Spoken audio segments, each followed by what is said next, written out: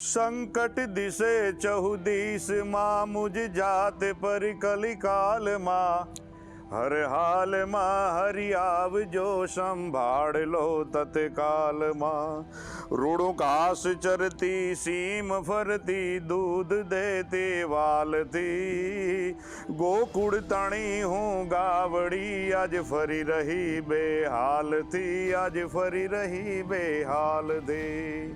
એ આ બાણની ભૂમિ ઉપર ગાયોની શરૂઆત અને ગૌશાળાની સેવા કરવા માટેની શરૂઆત 5-7 યુવાનોના મનની અંદરથી એક સારા સંકલ્પની શરૂઆત થઈ અને 7 ગાયોથી શરૂઆત થયેલી આજે આ વટવૃક્ષ બની અને 7,000 જેટલી ગાયોની કે જેમાં લૂલી, લંગડી, અશક્ત અને રોગિષ્ઠ ગાયોનો સમાવેશ થાય છે। અહીંયા નંદીની પણ સેવા થાય છે। અહીંયા હજારો ગાયોની સેવા આજે આ ગૌશાળાના માધ્યમથી થઈ રહી છે। આ માત્ર આંકડો નથી, આ શ્રદ્ધા, સેવા અને સમર્પણની જીવંત ઓળખ છે।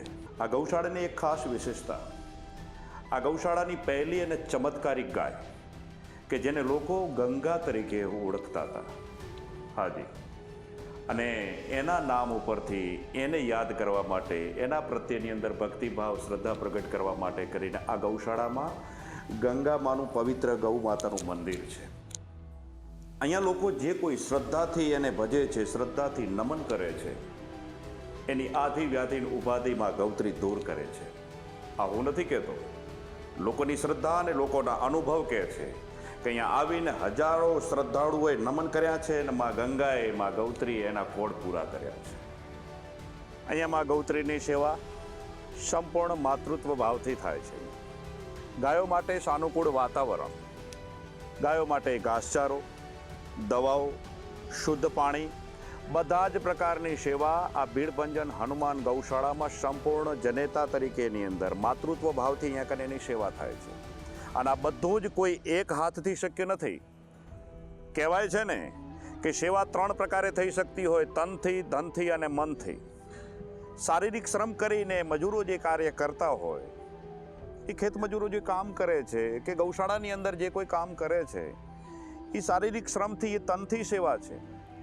માનસિક રીતે કોઈ સારો ઉપદેશ આપીને, સારી સલાહ આપીને જે કાર્ય થાય છે એ મનની સેવા છે।